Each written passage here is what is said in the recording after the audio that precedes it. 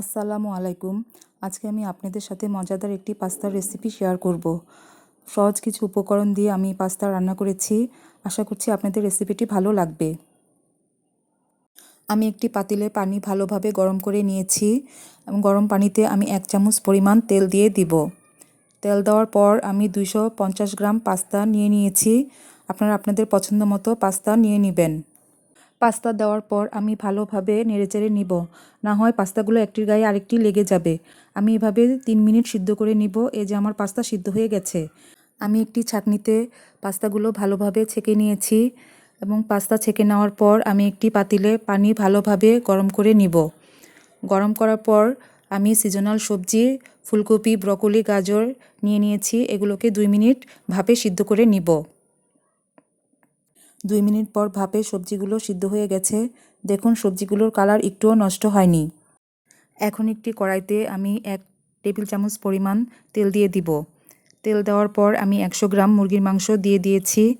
দিয়ে দেওয়ার পর আমি তেলের সাথে ভালোভাবে নেড়েচেড়ে নিব।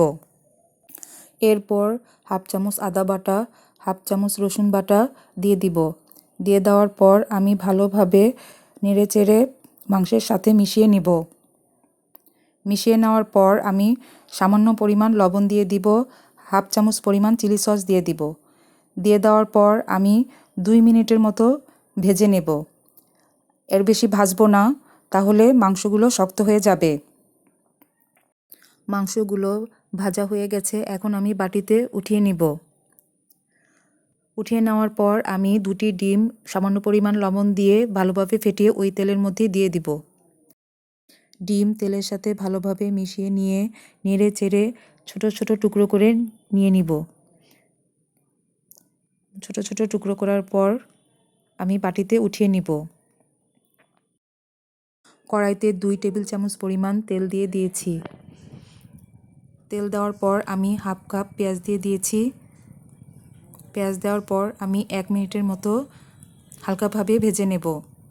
এখন ভাপে সিদ্ধ করা সবজিগুলো দিয়ে দিয়েছি। দিয়ে দেওয়ার পর আমি হালকাভাবে ভেজে নিয়ে অল্প পরিমাণ লবণ দিয়ে দিব। লবণ দিয়ে আমি হালকাভাবে ভেজে নিব। এখন সিদ্ধ করা পাস্তাগুলো দিয়ে দিয়েছি। দেওয়ার পর আমি মুরগির মাংস ও ডিমও দিয়ে দিয়েছি। এখন 2 টেবিল চামচ পরিমাণ সবুজ ক্যাপসিকাম ও 2 টেবিল চামচ পরিমাণ লাল ক্যাপসিকাম দিয়ে দিব ও 3টি কাঁচামরিচ মাঝখান দিয়ে কেটে ছোট ছোট টুকরা করে দিয়ে দিয়েছি।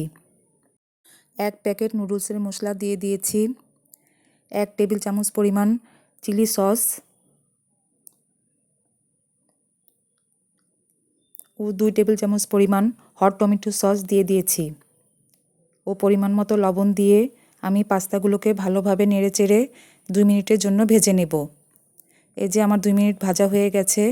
আমি এখন একটি ডিশে বেড়ে নিব। এভাবে ঝটপট আমার পাস্তা তৈরি হয়ে গেছে।